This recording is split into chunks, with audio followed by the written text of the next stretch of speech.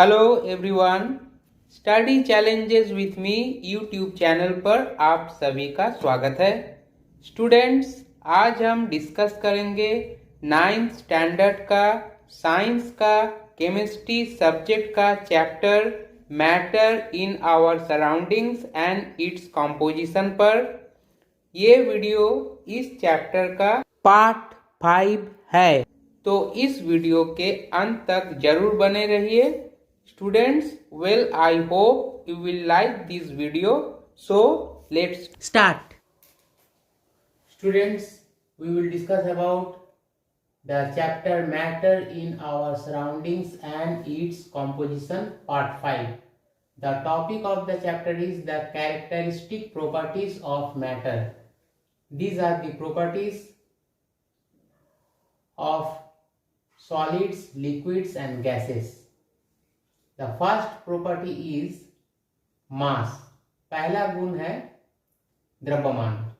Solids have definite mass, liquids have definite mass, gases have definite mass. अर्थात ठोस पदार्थ के द्रव्यमान निश्चित होते हैं,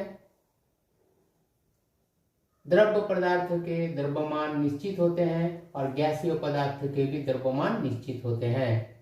second point is shape. Solids have definite shape, liquids acquires the shape of the container, gases acquires the shape of the container. दूसरा point है आकार। ठोस पदार्थ के आकार निश्चित होते हैं, द्रव्य पदार्थ को जिस पात्र में रखा जाता है उसी का आकार वो धारण कर लेता है, गैसीय पदार्थों को भी जिस पात्र में भरा जाता है वो उसी का आकार धारण कर लेता है। Third point is volume. Solids have definite volume, liquids have definite volume, gases have indefinite volume. तीसरा पॉइंट है आयतन। ठोस पदार्थ के आयतन निश्चित होते हैं, द्रव्य पदार्थ के आयतन निश्चित होते हैं, गैसीय पदार्थ के आयतन अनिश्चित होते हैं। Fourth point is compressibility. In solids not possible, in liquids almost negligible, in gases highly compressible. चौथा पॉइंट है संकुचनशीलता। ठोस पदार्थ में संकुचनशीलता संभव नहीं होता है, द्रव्य पदार्थ में संकुचनशीलता लगभग ना के बराबर होता है और गैसीय पदार्थ में संकुचनशीलता बहुत अधिक होता है, अर्थात गैसीय पदार्थ उच्च संकुचनशील होते हैं। Fifth point is fluidity.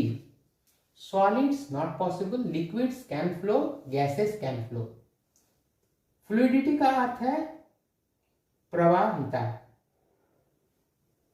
ठोस पदार्थ में प्रवाहिता संभव नहीं है, द्रव्य पदार्थ प्रवाहित होता है और गैसीय पदार्थ भी प्रवाहित होता है।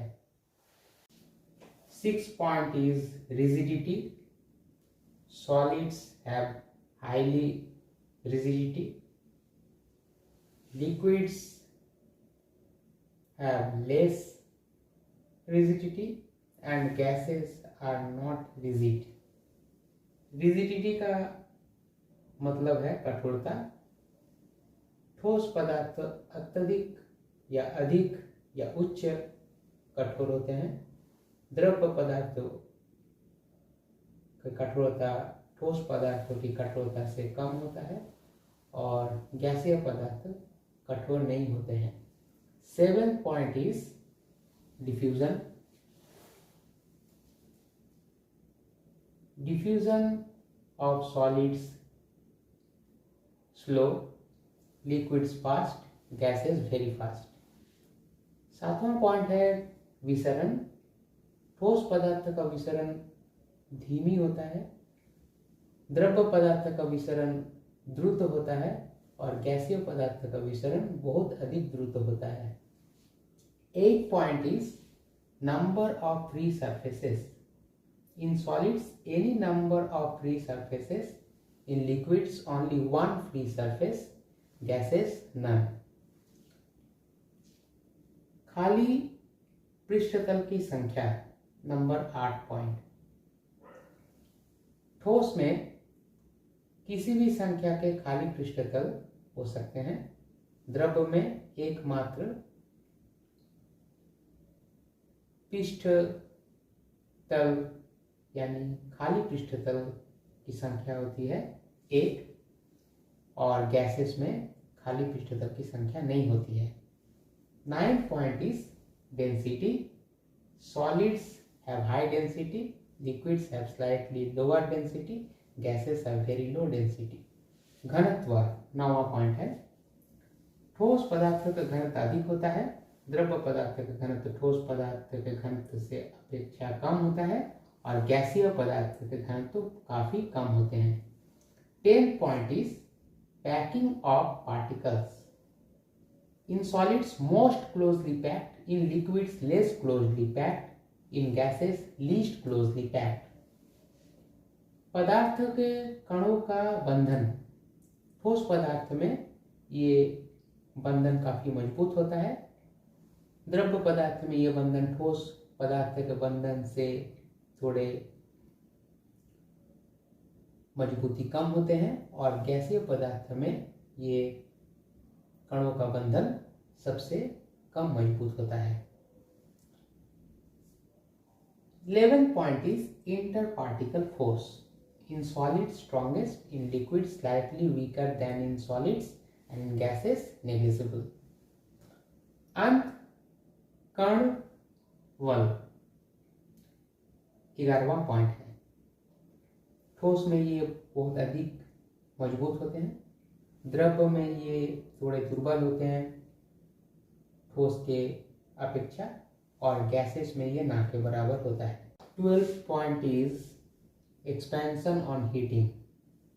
Solids less expands on heating, liquids more than solids, means it expands more than solids, and gases, most of the gases expand on heating. ताप या उष्मा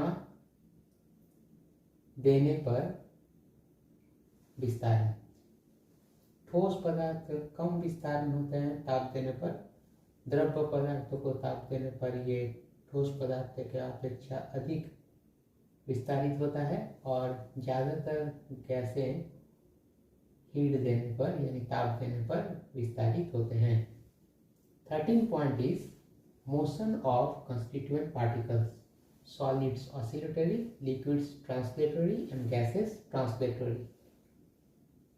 घटक कणों का गति, ठोस में घटक कणों का गति दोलन गति होता है, द्रव में घटक कणों का गति रूपांतरित होता है, और गैसेस में भी घटक कणों का गति रूपांतरित होते हैं। 14 number is kinetic energy of particles. In solids least, in liquids large, in gases very large. कणों के गतिज ऊर्जा, ठोस पदार्थ में कणों की गतिज ऊर्जा बहुत ही कम होते हैं, द्रव पदार्थ में कणों की गतिज ऊर्जा बहुत अधिक होते हैं, और गैसीय पदार्थ में कणों की गतिज ऊर्जा सर्वाधिक होते हैं। Students, we will discuss about plasma. It is a state of matter consisting of free charged particle, and these are the examples of plasma. Actually, plasma is the fourth state of matter, and examples of plasma are lightning, solar wind, fluorescent light, nuclear fireball, aurora, and CFL's bulb. Scientists have discovered a new stage of matter which is called plasma state. Plasma state consists of super energetic and super excited particles, are in form of ionized gases. Plasma can occur when matter is heated to a very high temperature. The matter in plasma State is a collection of free, highly energetic and highly excited electrically charged particles. The highly ionized gas with equal number of positive and negative charges in which the particles exist in super energetic and super excited states is called plasma, and plasma is produced in the sun and in the stars due to a high temperature. The fluorescent tubes and neon sign bulbs contain inert gases. When electric current is passed through them, they produce glowing plasma having a characteristic color depending upon the nature of the gas. And it is the presence of plasma that CFL bulb or tube glow. हम चर्चा करेंगे पदार्थ की plasma अवस्था के बारे में। Plasma ये पदार्थ की एक ऐसी अवस्था है जिसमें मौजूद होते हैं स्वतंत्र आवेशित कण। इसे पदार्थ की चौथी अवस्था भी कहा जाता है। वैज्ञानिकों ने पदार्थ की एक नई अवस्था का खोज किया जिसे हम प्लाज्मा अवस्था कहते हैं, और ये कुछ उदाहरण दिया गया है प्लाज्मा अवस्था के, जैसे लाइटनिंग यानी बिजली का चमकना, सोलर विंड यानी सौर हवा या पवन, फ्लोरेसेंट लाइट जैसा कि ट्यूब लाइट, और न्यूक्लियर फायरवॉल मतलब परमाणुविक जो है आग का दीवार है, और ऑरोरा एक प्राकृतिक विद्युतिक छटा की घटना है, और CFL बल्ब। तो प्लाज्मा अवस्था में मौजूद होता है अत्यधिक ऊर्जावान कण तथा अत्यधिक उत्साहित कण, और ये कणों का उपस्थिति होता है आयनीकृत गैसों की रूप में। जब पदार्थ को अत्यधिक उच्च तापमान पर गर्म किया जाता है तब प्लाज्मा का निर्माण हो सकता है।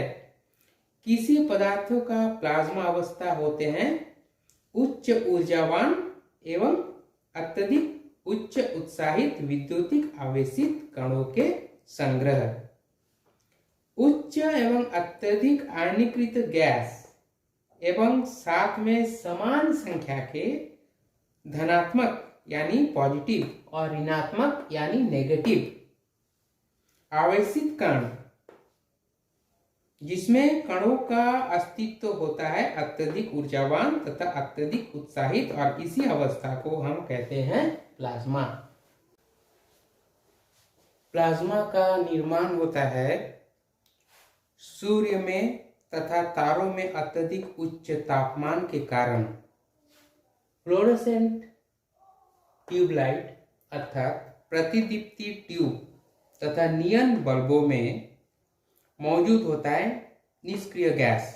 जब विद्युत प्रवाहित होता है फ्लोरेसेंट यानी प्रतिदीप्ति ट्यूब या नियन बल्बों में से, तो ये उत्पन्न करते हैं प्रज्वलित प्लाज्मा, जिनका एक विशिष्ट रंग होता है, और ये निर्भर करता है गैस के प्रकृति के ऊपर। CFL बल्ब प्रज्वलित होता है या CFL ट्यूब प्रज्वलित होता है प्लाज्मा की उपस्थिति के कारण। We will discuss about the topic Bose-Einstein condensation. Satyendranath Bose in 1920, on the basis of his statistical calculation, gave the concept of the fifth state of matter, which was also predicted by Einstein earlier. A later American scientist succeeded in obtaining this state.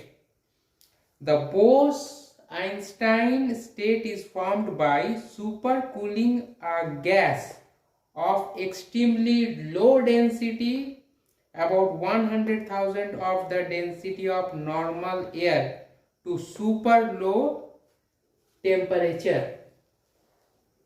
This process was known as Bose-Einstein condensation, and this state of matter was known as Bose-Einstein condensate. And here is given the diagrams. These are the billiard balls and high temperature T. It is low temperature T. These are wave packets.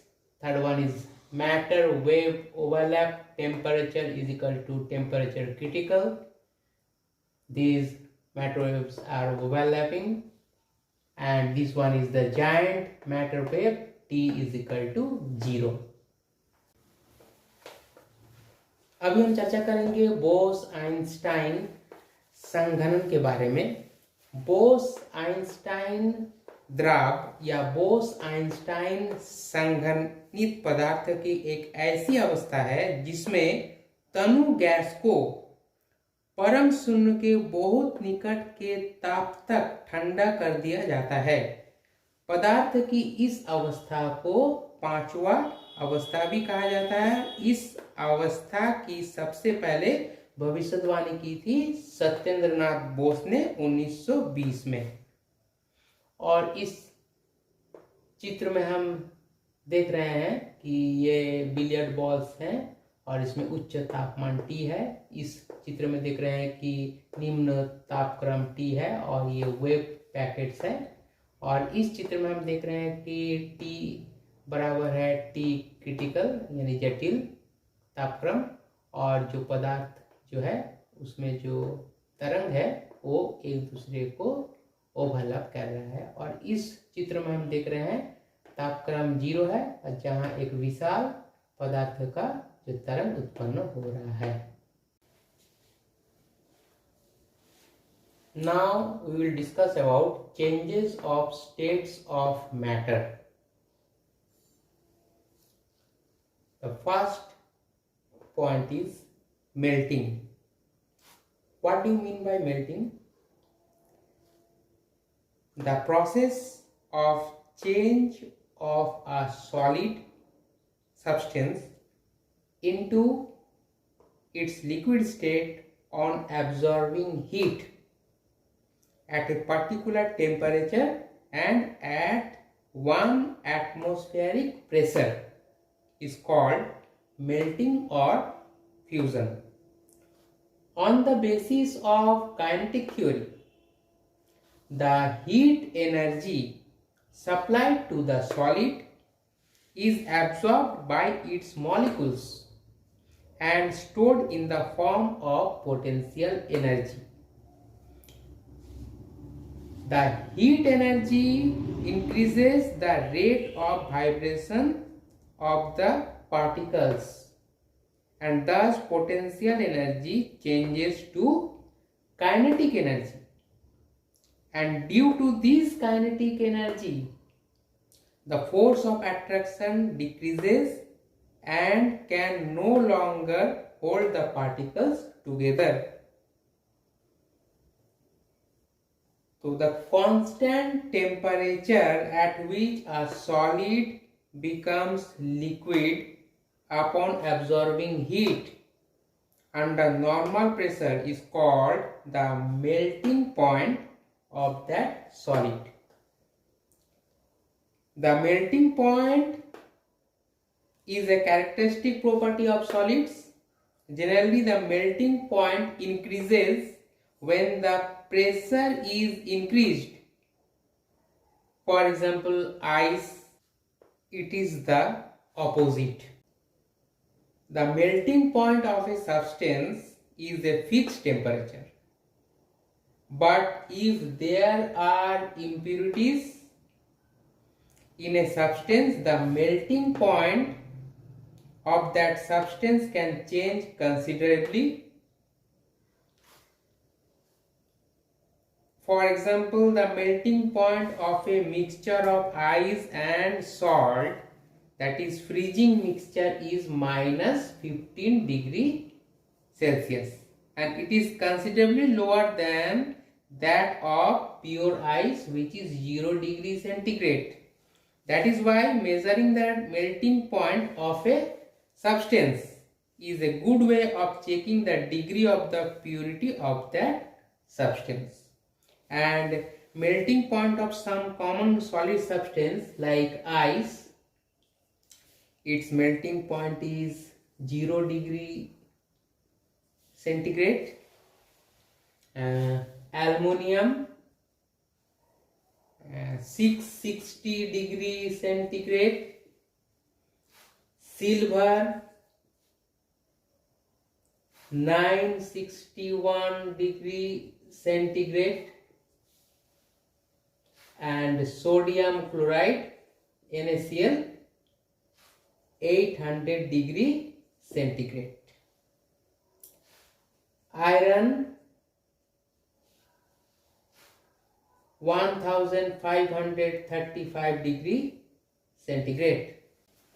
अभी हम चर्चा करेंगे गलन के बारे में। गलन एक ऐसी प्रक्रिया है जिससे कोई ठोस पदार्थ परिवर्तित होते हैं उनके द्रवित अवस्था में ऊष्मा को अवशोषित करके एक विशेष तापक्रम पर तथा एक वायुमंडलीय दबाव पर। इसी प्रक्रिया को हम गलन कहते हैं, अर्थात स्थिर तापमान पर जिसमें एक ठोस परिवर्तित होता है द्रव में, ऊष्मा अवशोषित करके सामान्य दबाव पर, तो उसे हम उस ठोस पदार्थ का गलन बिंदु कहते हैं। किसी पदार्थ का गलन बिंदु होता है एक निश्चित तापमान, परंतु अशुद्धता की उपस्थिति के कारण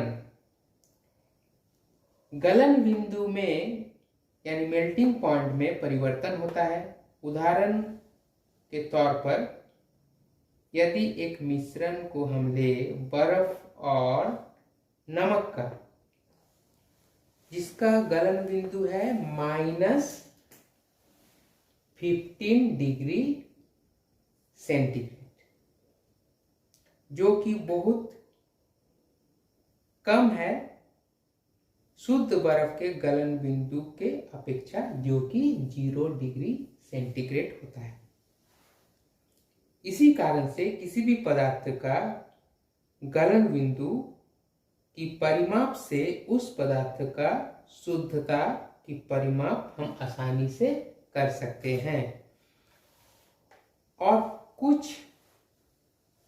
साधारण ठोस पदार्थ के गलन बिंदु इस प्रकार होते हैं, जैसा कि बर्फ 0 डिग्री सेंटीग्रेड,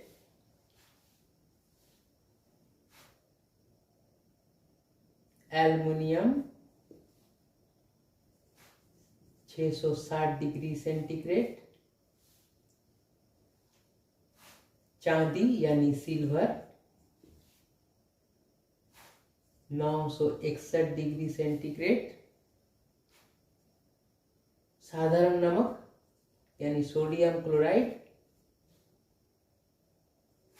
800 डिग्री सेंटीग्रेड तथा लोहा iron 1535 degree centigrade. Now we will discuss about freezing. It is also known as solidification. The process of change of matter from the liquid to the solid state at a particular temperature is called freezing or solidification. On the basis of kinetic theory,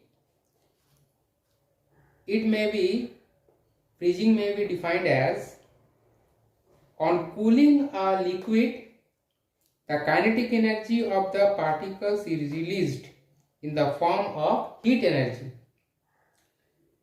Due to decreased kinetic energy, the particles, molecules, cool down and come closer, thus reducing the interparticle space.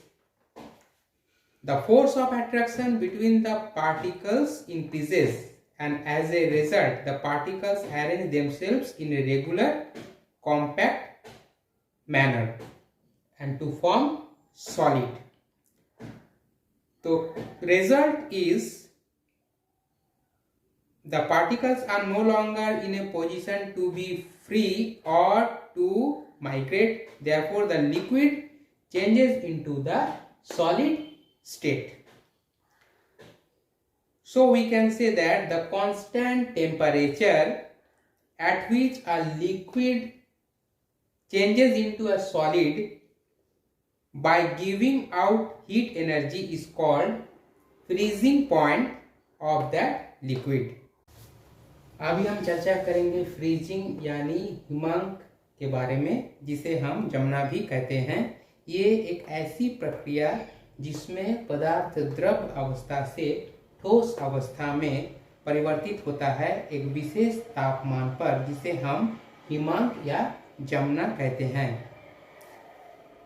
स्थिर तापमान पर जब एक द्रव पदार्थ परिवर्तित होता है एक ठोस पदार्थ में तथा ऊष्मा ऊर्जा निर्गत होता है, उसे हम हिमांक बिंदु यानी फ्रीजिंग पॉइंट उस द्रव पदार्थ का कहते हैं। Now we will discuss about boiling.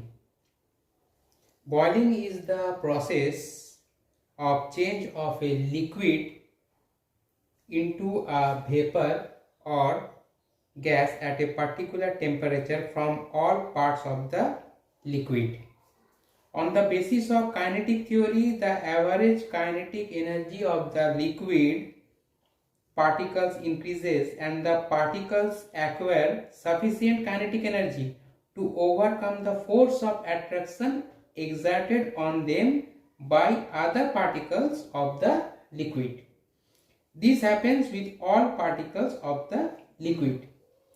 The particles now start leaving the liquid, and not only at the surface but also from the near the walls of the container vessel. This is shown by the presence of bubbles along the inner walls of the vessel.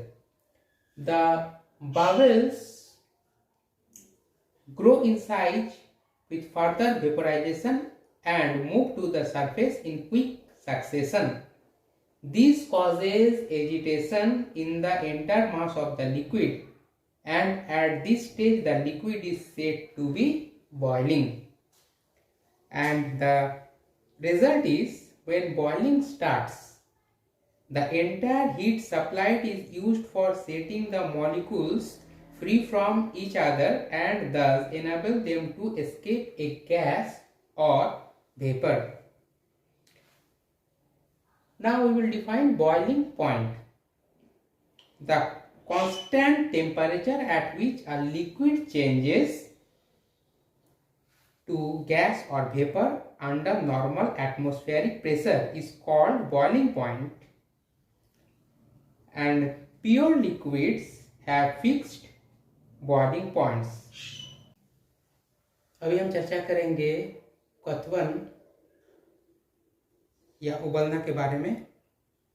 उबलना एक ऐसी प्रक्रिया है जिसमें एक द्रव पदार्थ परिवर्तित होता है गैस या वाष्प में एक विशेष तापमान पर।